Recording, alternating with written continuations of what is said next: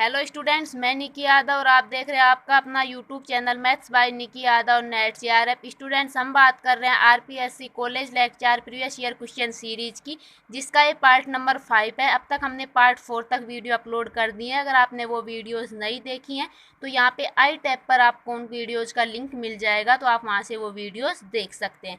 आज हम बात करेंगे स्टूडेंट्स 2016 के जो कॉलेज लेक्चर का एग्ज़ाम था, उसमें जो न्यूमेरिकल एनालिसिस का एक टॉपिक है सेंट्रल इंटरपोलेशन फॉर्मूला। तो इस फॉर्मूला बेस पर एक क्वेश्चन बना है, तो आज हम इसी क्वेश्चन को डिस्कस करने वाले हैं। तो वीडियो को लास्ट तक जरूर देखें और स्टूडेंट्स, वीडियो को देखने के बाद मुझे आपको एक्सप्लेनेशन कैसा लगा मुझे कमेंट करके ज़रूर बताएं। तो स्टूडेंट्स देखिए, ये क्वेश्चन है कि इफ़ द टेबल इज, हमें यहाँ पे एक्स एंड एफ एक्स की वैल्यूज़ दी गई है एंड हमसे पूछा है एफ डेरिवेटिव 0.04 की वैल्यू।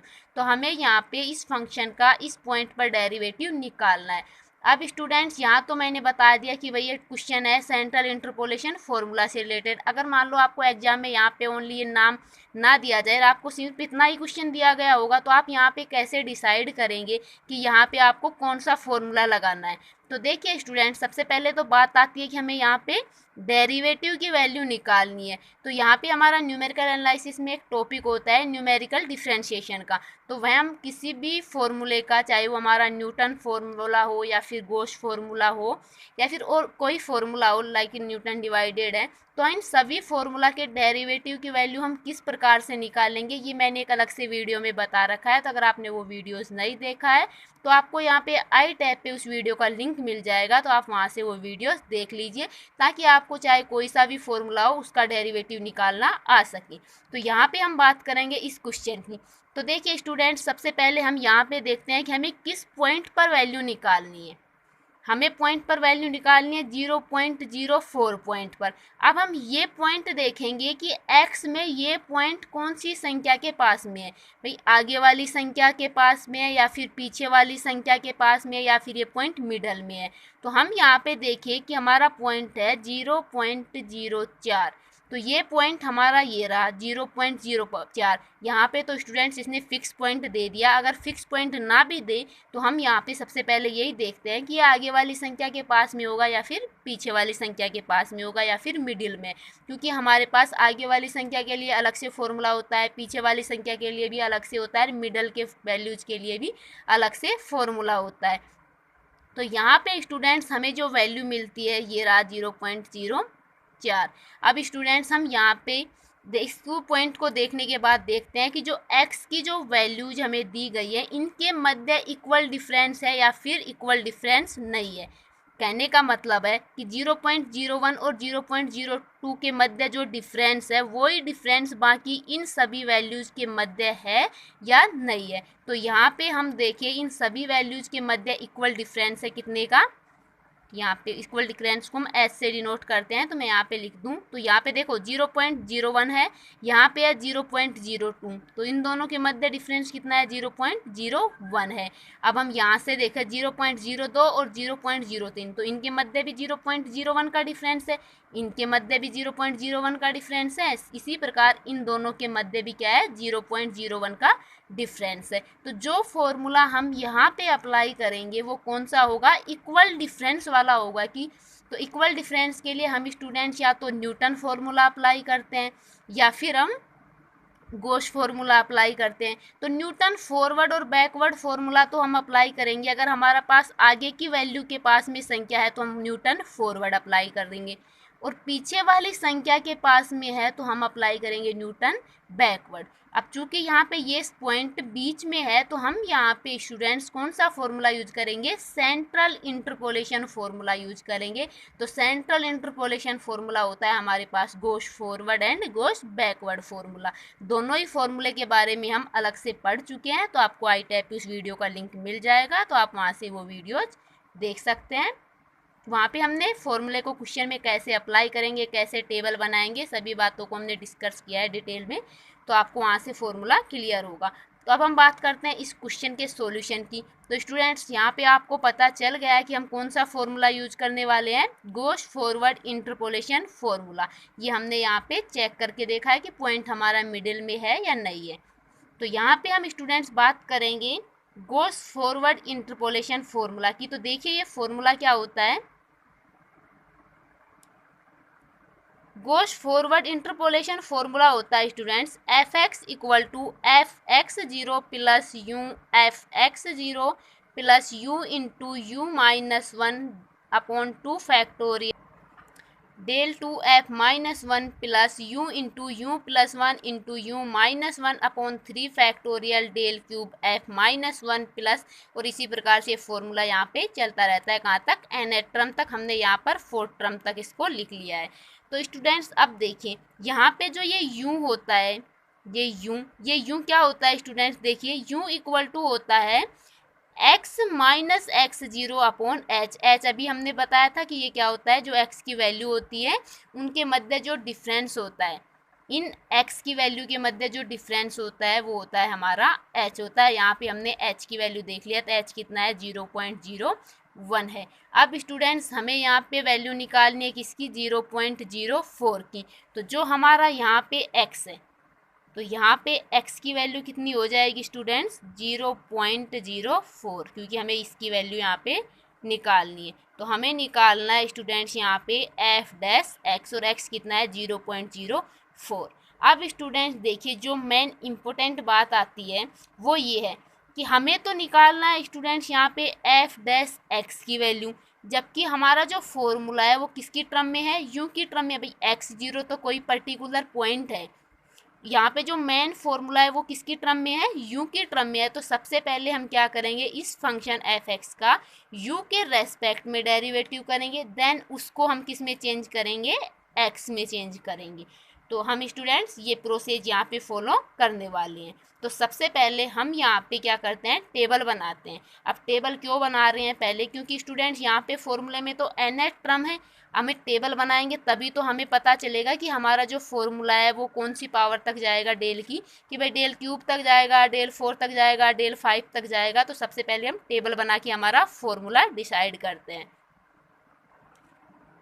वैसे तो स्टूडेंट्स हमने टेबल बनाना सीख लिया था जब हमने फॉर्मूले के बारे में वीडियो में बात की थी, तो अगर आप वो वीडियोस देख लेंगे तो आपको टेबल बनाना आसानी से आ जाएगा। तो यहाँ पे हम क्या करते हैं, थोड़ा शॉर्ट में देख लेते हैं कि एक कॉलम में तो x की वैल्यू लिख लेते हैं और एक कॉलम में हम fx की वैल्यू लिख लेते हैं, दोनों ही हमें क्वेश्चन में गिवन होती है। अब हम यहाँ पे स्टूडेंट्स एक तो हमें u चाहिए होता है, एक हमें जो ये डेल का पावर है इनकी वैल्यू चाहिए होती है। तो डेल की वैल्यू हम किस प्रकार से निकालेंगे स्टूडेंट्स? इस वाली संख्या में से, कौन सी? इस वाली संख्या में से हम ये वाली संख्या घटाते हैं। तो जब हम 0.1047 में से ये संख्या घटाएंगे तो हमारे पास बचता है 0.0024। इसी प्रकार नेक्स्ट हम इस संख्या में से हम ये वाली संख्या घटाएंगे तो हमें ये मिलेगा। इससे नेक्स्ट हम इस वाली संख्या में से हम ये वाली संख्या घटाएंगे तो हमें ये मिलेगा। इससे नेक्स्ट इस वाली संख्या में से हम ये वाली संख्या घटाएंगे, इससे नेक्स्ट हम इस वाली संख्या में से ये वाली संख्या घटाएंगे तो हमें ये मिलता है। अब स्टूडेंट्स आपके माइंड में आ रहा होगा कि ये हम यहाँ पे कोई ट्रिक होती है कि हम डेल की वैल्यू इस संख्या में से इस संख्या को घटाकर ही निकालते हैं। ये यहाँ पे ट्रिक नहीं होती है स्टूडेंट्स। जो ये हमारा डिफरेंस ऑपरेटर होता है इसका एक फॉर्मूला होता है। स्टूडेंट्स यहाँ पे कि डेल एफ एक्स की वैल्यू हम जब निकालते हैं वो किस प्रकार से निकालेंगे? F x plus H minus F x. इस फॉर्मूले को काम में लेकर हम यहाँ पे डेल की वैल्यू निकाल रहे हैं। अब ये फॉर्मूला के बारे में डिटेल से हम स्टूडेंट्स पढ़ चुके हैं। आपको टॉपिक का नाम मिलेगा फाइनाइट डिफरेंस ऑपरेटर। तो इस नाम से हमने जो वीडियो बनाया था उस लेक्चर में हमने डेल के बारे में सभी चीज़ें डिस्कस की है। तो आपको यहाँ पे आई टैब पे उस वीडियो का लिंक मिल जाएगा, तो आप वहाँ से वो वीडियोज़ देख सकते हैं ताकि आपको डेल ऑपरेटर के बारे में A to Z सभी बातें पता हों। तो यहाँ पे स्टूडेंट्स हम यहाँ पे डेल एफ एक्स की वैल्यू निकाल लेते हैं। अब स्टूडेंट्स हम यहाँ पे देखेंगे कि क्या ये सभी वैल्यू इक्वल हैं। यहाँ पे ये सभी वैल्यू अगर इक्वल हैं तो हम इससे नेक्स्ट वैल्यू नहीं निकालेंगे, क्योंकि इसके नेक्स्ट जितने भी डेल होंगे उन सभी की वैल्यू क्या हो जाएगी? 0 हो जाएगी। अगर स्टूडेंट्स यहाँ पे ये सभी वैल्यू इक्वल नहीं है तो हम नेक्स्ट पावर की वैल्यू निकालते हैं। तो चूंकि यहाँ पे ये वैल्यू इक्वल नहीं है इसलिए हम किसकी वैल्यू निकालेंगे? डेल की पावर 2 एफ एक्स की वैल्यू निकालेंगे। और जो प्रोसेस यहाँ पे फॉलो किया था वही प्रोसेस यहाँ पे फॉलो करके हम डेल 2 की पावर वैल्यू निकालेंगे। तो देखिए सबसे पहले डेल 2 के इससे निकालेंगे तो हम इस संख्या में से ये वाली संख्या घटाएंगे तो हमें 0, क्योंकि दोनों ही सेम है तो 0 मिलेगा। अब हम इस संख्या में से ये वाली संख्या घटाएंगे तो हमें ये मिलता है। नेक्स्ट इस संख्या में से ये संख्या घटाएंगे, इससे नेक्स्ट इस संख्या में से ये संख्या घटाएंगे। तो इस प्रकार हम डेल 2 की वैल्यू निकाल लेते हैं। अब स्टूडेंट्स यहाँ पे हम देखते हैं कि ये वैल्यू इक्वल नहीं है, मीन्स हमें डेल की पावर 3 की वैल्यू निकालनी पड़ेगी। तो अब हम डेल की पावर 3 की वैल्यू निकालते हैं सेम यही प्रोसेस फॉलो करके। तो यहाँ पे हम देखते हैं कि डेल की पावर 3 की वैल्यू भी इक्वल नहीं है, तो नेक्स्ट हम किसकी वैल्यू निकालेंगे, यहाँ पे डेल की पावर 4 की वैल्यू निकालेंगे। तो जब हमने यही प्रोसेस फॉलो करके डेल की पावर 4 की वैल्यू निकाली तो दोनों वैल्यू इक्वल मिलती हैं, तो हमारी जो टेबल बनेगी, जो हमारा मेन फॉर्मूला होगा वो कहाँ तक होगा, डेल की पावर 4 तक होगा। अब स्टूडेंट्स आपके माइंड में आ रहा होगा कि हम यहाँ पे डेल की पावर 4 तक ही क्यों निकालें, क्यों हम यहाँ पे कांस्टेंट वैल्यू चेक कर रहे हैं। तो स्टूडेंट्स जब हम इस लाइन के बाद हम नेक्स्ट पावर डेल की पावर 5 की वैल्यू निकालेंगे तो क्या होगा, हमारा फॉर्मूला इस संख्या में से ये संख्या घटाएंगे, दोनों संख्या बराबर है तो क्या मिल गया हमें, 0। तो डेल की पावर 5 की वैल्यू क्या मिल गई हमें, 0। इससे नेक्स्ट डेल की पावर 6 की वैल्यू निकालेंगे तो वो भी हमें 0 ही मिलेगी। तो इससे नेक्स्ट जितनी भी डेल की पावर होंगी उन सभी की वैल्यू क्या हो जाएंगी, 0 हो जाएंगी। तो इसलिए हमारा फॉर्मूला कहाँ तक होगा, डेल की पावर 4f(x) तक होगा। तो हमने यहाँ पे हमारा टेबल बना लिया है। अब स्टूडेंट्स हम यहाँ पे डेल की पावर 4 तक फॉर्मूला लिखेंगे, देन उसका डेरिवेटिव करेंगे। तो अब हम डेरिवेटिव निकालते हैं स्टूडेंट्स, ये हमारा फॉर्मूला है। तो यहाँ पे हम इसका एक्स नहीं आएगा, यहाँ पे यू के रेस्पेक्ट में डेरिवेटिव करेंगे तो हम यहाँ पे लिख लेते हैं del f upon del u आएगा। तो सॉरी एक्स फंक्शन तो एक्स का ही है, हम इसके किसके रेस्पेक्ट में डेरिवेटिव कर रहे हैं, यू के रेस्पेक्ट में डेरिवेटिव कर रहे हैं। तो यहाँ पे इसका क्या हो जाएगा, 0 हो जाएगा, प्लस नेक्स्ट टर्म है यू डेल एफ एक्स 0, तो ये बच जाएगा स्टूडेंट्स यहाँ पे यू के रेस्पेक्ट में कर रहे हैं तो सॉरी यू का क्या हो जाएगा, 1 हो जाएगा, और क्या बच जाएगा यहाँ पे डेल एफ एक्स 0 बच जाएगा, प्लस अब हम यहाँ पे ये तो हमारा कांस्टेंट है u इंटू यू माइनस 1 का यू के रेस्पेक्ट में डेरिवेटिव करेंगे तो कितना आ जाएगा, ये आ जाएगा 2u माइनस का 1 अपॉन 2 फैक्टोरियल, और ये हो जाएगा डेल 2f माइनस 1, क्योंकि यहाँ पे मल्टीप्लाई करेंगे तो क्या आएगा, यू स्क्वायर माइनस यू आएगा, तो यू स्क्वायर का तो हो जाएगा 2u और u का हो जाएगा 1, प्लस अब हम यहाँ पे u into u plus 1 into u minus 1 का डेरिवेटिव करेंगे तो स्टूडेंट्स यहाँ पे आता है 3u स्क्वायर माइनस 1। आप इसको मल्टीप्लाई करना देन उसका डेरिवेटिव करना, तो देखना आपको यही मिलेगा 3u स्क्वायर माइनस 1, और अपॉन में क्या है 3 फैक्टोरियल है, और इसके साथ में क्या है del cube f minus 1, plus अब हम इन चारों को आपस में मल्टीप्लाई करेंगे देन उसका डेरिवेटिव करेंगे तो स्टूडेंट्स हमें मिलता है 4u cube minus 6u square minus 2u plus 2 upon में क्या है यहाँ पे 4 फैक्टोरियल, तो ये आ जाएगा हमारा 4 फैक्टोरियल, और साथ में क्या है डेल की पावर 4 f माइनस 2। क्योंकि हमारा जो टेबल था वो डेल की पावर 4 तक था, इसके बाद डेल ऑपरेटर की वैल्यू कितनी थी, 0 थी, तो हमारा फॉर्मूला कहाँ तक रहेगा, डेल की पावर 4 तक रहेगा। अब स्टूडेंट्स जो हमारे पास u है, u क्या था हमारे पास x minus x0 upon h, तो यहाँ पे स्टूडेंट्स हम वैल्यू रखते हैं। तो देखिए x की वैल्यू क्या है, यहाँ पे x हमें कितना निकालना था, हम क्वेश्चन में देखें x क्या था 0.04 माइनस x0, एक बार हम x0 लिख लेते हैं। अभी हम टेबल से वैल्यू देखेंगे कि x0 की वैल्यू कितनी है, अपॉन h हमारा क्या है इक्वल डिफरेंस है, तो इक्वल डिफरेंस कितना था 0.01 था। अब हम टेबल से देखिए x0 की वैल्यू कितनी है, ये रहा हमारा टेबल। तो हम यहाँ पे किसकी वैल्यू देखेंगे, x0 की वैल्यू देखेंगे। ये वैल्यू देखिए स्टूडेंट्स हम कहाँ से निकालेंगे, u से निकालेंगे। हमने यहाँ पे जब टेबल को बनाया था तो u कॉलम को क्या छोड़ा था, खाली छोड़ा था। जब हमने स्टूडेंट्स वीडियो में बात की थी अलग से गॉस फॉर्मूले के बारे में, तो हमने वहाँ पे बताया था कि हम यहाँ u की वैल्यू किस प्रकार से डिसाइड करते हैं। तो आपको जब वीडियो देखोगे तो आपको पता चलेगा कि हम u की वैल्यू किस प्रकार से डिसाइड करेंगे। तो यहाँ से स्टूडेंट्स हम डेल की पावर 4 का कॉन्स्टेंट आया है, जो वैल्यू आई है, तो हम यहाँ से स्टूडेंट्स यू की वैल्यू स्टार्ट करेंगे -3 -2 -1 0 1 2। ये वैल्यूज हम किस प्रकार से लिख रहे हैं ये आप वीडियो देखेंगे तब उसमें आपको पता चलेगा। तो स्टूडेंट्स यहाँ से हम देख लेते हैं x0 की वैल्यू, तो देखिए 0 के x0, तो x0 कौन सा हो जाएगा 0.04 हो जाएगा। तो हमारा यहाँ पे हम x0 की वैल्यू रख देते हैं, तो 0.04 माइनस x0 की वैल्यू भी कितनी है 0.04, अपॉन 0.01, तो यहाँ पे क्या आ जाएगा, यू की वैल्यू 0 आ जाएगी। तो हम यहाँ से यू की वैल्यू 0 रख के किसकी वैल्यू निकाल लेंगे, del f upon del u की वैल्यू निकाल लेंगे। तो यहाँ पे हम वैल्यू निकालेंगे d f upon d u की। तो यहाँ पे जो हमें फॉर्मूला मिला था इसमें क्या रख देंगे हम, यू इक्वल टू 0 रख देंगे। तो देखिए डेल एफ एक्स 0 प्लस यहाँ पे यू इक्वल टू 0 रखेंगे तो बच जाएगा माइनस का 1/2 फैक्टोरियल डेल 2f -1 प्लस यहाँ पे 0 रखेंगे तो ये बच जाएगा माइनस का 1/3 factorial del cube f -1 plus, और यहाँ पे 0 रखेंगे तो ये भी 0, ये भी 0, ये भी 0, क्या बच जाएगा प्लस का 2/4 फैक्टोरियल डेल की पावर 4f -2। अब स्टूडेंट्स हम यहाँ पे del f x 0, del 2f -1, del 3f -1, del 4f -2 की वैल्यू कहाँ से रखेंगे, टेबल से रखेंगे। तो हमें किसकी वैल्यू मिल जाएगी, यहाँ पे D f upon d u की वैल्यू मिल जाएगी। हमारा क्वेश्चन यहीं समाप्त नहीं होता, क्योंकि हमें डेरिवेटिव किसके रेस्पेक्ट में निकालना है, एक्स के रेस्पेक्ट में निकालना है। तो पहले हम वैल्यू पुट करते हैं यहाँ पे। तो सबसे पहले हमें वैल्यू चाहिए डेल एफ एक्स 0 की। तो यहाँ ये रहा हमारा 0, और इसकी लाइन में हम चलेंगे डेल वाली लाइन में, डेल एफ एक्स 0। तो 0 के करस्पॉन्डिंग जो डेल एफ एक्स 0 की वैल्यू होगी वो कौन सी होगी, 0.0026। तो यहाँ पे हम वैल्यू लिख देते हैं 0.0026 प्लस माइनस, हम माइनस आ जाएगा यहाँ पे 1/2 फैक्टोरियल की वैल्यू 2 होती है। अब हम बात करेंगे डेल 2f -1 की। तो -1 कहाँ है हमारा, ये रहा। तो इसके सिद्ध में हम चलेंगे डेल की पावर 2 में, क्योंकि हमें डेल 2 की वैल्यू चाहिए।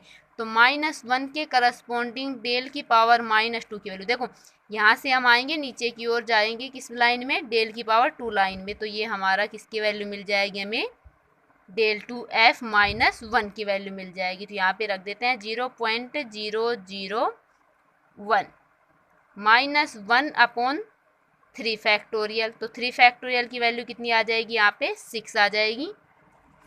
अब हमें वैल्यू चाहिए डेल 3f -1 की। तो -1 की सिद्ध में चलेंगे डेल की पावर 3 वाले कॉलम में। तो डेल की पावर 3 वाला कॉलम ये रहा, और आ जाइए -1 से चलते चलते ये रहा हमारा डेल की पावर 3 वाला कॉलम। तो डेल की पावर 3 की वैल्यू हो जाएगी माइनस का, सॉरी ये 0 का हो जाएगा, हमें चाहिए -1 पे। तो -1 पे ये रहा, तो -1 के इससे ये नेक्स्ट, तो हमारा -1 वाला वैल्यू ये होगा, सॉरी ये नहीं होगा, ये वाला वैल्यू होगा। -1 के रेस्पेक्ट में चलेंगे तो -1 के रेस्पेक्ट में देखो यहाँ से चले, ये एफ एक्स रहा, ये हमारा डेल एफ एक्स आ जाएगा, ये हमारा डेल 2 आ जाएगा, और यहाँ से डेल 2 से डेल 3 आ जाएगा। तो ये वैल्यू कितनी आ जाएगी, 0।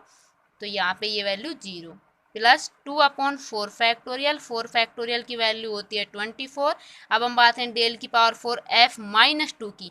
तो -2 के चलेंगे हम कौन से कॉलम में, डेल की पावर 4 वाले में। तो ये रहा एफ एक्स, ये रहा डेल एफ एक्स, ये हो गया डेल एफ एक्स, ये हो गया, और ये रहा डेल की पावर 4। वैसे भी यहाँ पे हम देख सकते हैं डेल की पावर 4 की वैल्यू तो सभी के लिए क्या है, इक्वल ही है। तो हम यहाँ से डायरेक्ट भी रख सकते हैं। तो ये वैल्यू कितनी आ गई, माइनस का 0.001 आ गया। तो यहाँ पे हम इस कैलकुलेशन को सोल्व कर लें तो हमें किसकी वैल्यू मिलेगी स्टूडेंट्स, यहाँ पे D f upon d u की वैल्यू मिलेगी। तो देखिए ये आ जाएगा 0.0026 माइनस, यहाँ पे हम इसको 2 से क्या करते हैं, डिवाइड करते हैं। तो इसको डिवाइड करें तो ये आ जाएगा 0.00005 माइनस, यहाँ पे ये 0 हो जाएगा, प्लस यहाँ पे हो जाएगा 1/12, और ये आ जाएगा माइनस का 0.0001। अब हम स्टूडेंट्स ये वैल्यू तो हमें किसकी मिली है, D f upon d u की वैल्यू मिली है। हमें चाहिए स्टूडेंट्स, पहले यहाँ पे इस कैलकुलेशन को पूरा कर लेते हैं। तो D f upon d you, तो यहाँ से देखिए तो ये वैल्यू आ जाएगा हमारा 0.00254। तो यहाँ पे स्टूडेंट्स हमारा यू के रेस्पेक्ट में डेरिवेटिव की वैल्यू मिल गई। अब हमें निकालना है स्टूडेंट्स किसके रेस्पेक्ट में, एक्स के रेस्पेक्ट में, अर्थात हमें D f upon d x की वैल्यू निकालनी है। तो देखिए स्टूडेंट्स जो हमारा यू था इसकी वैल्यू निकालनी, यू हमारा क्या था, x माइनस एक्स 0 अपॉन क्या था, h था। तो यहाँ पे हम क्या करते हैं, u का x के रेस्पेक्ट में डेरिवेटिव कर दे। तो D you upon d x कितना मिल जाएगा स्टूडेंट्स हमें यहाँ पे देखो x के रेस्पेक्ट में डेरिवेटिव करेंगे तो यहाँ से कितना मिल जाएगा, D you upon d x 1/h मिल जाएगा। अब स्टूडेंट्स जो हमारा D f upon d x है, यहाँ पे कर लेते हैं, D f upon d x है, हम इसको स्टूडेंट्स कैसे लिख देते हैं, D f upon d you into D you upon d x, दोनों बराबर है भाई। देखो यहाँ से डी यू से डी यू कैंसिल हो जाएगा तो बचेगा तो क्या, D f upon d x. हमने क्या किया, डी यू से ऊपर मल्टीप्लाई कर दिया और डी यू से नीचे मल्टीप्लाई कर दिया। D you upon d x की वैल्यू हमारे पास है तो ये वैल्यू हम रख देते हैं। तो यहाँ पे ये वैल्यू रखेंगे तो आ जाएगा 1/h d f upon d u. हमने d f upon d u की वैल्यू निकाल ली थी। तो देखिए स्टूडेंट्स हमें यहाँ से क्या मिलेगा, d f upon d x मिल जाएगा 1/h। h क्या है था हमारा, इक्वल डिफरेंस था, और इक्वल डिफरेंस कितना था स्टूडेंट्स, 0.01 था। D f upon d u की वैल्यू हम निकाल चुके हैं, कितनी आई हमारी, 0.00254 आई। तो यहाँ से हम इसको इससे डिवाइड करेंगे तो हमारे एफ डैश एक्स की वैल्यू कितनी मिल जाएगी स्टूडेंट्स, 0.254 मिल जाएगी। अब हमारा ऑप्शन देख लेते हैं कि किसी ऑप्शन में हमें आंसर 0.254 मिल रहा है या नहीं मिल रहा है।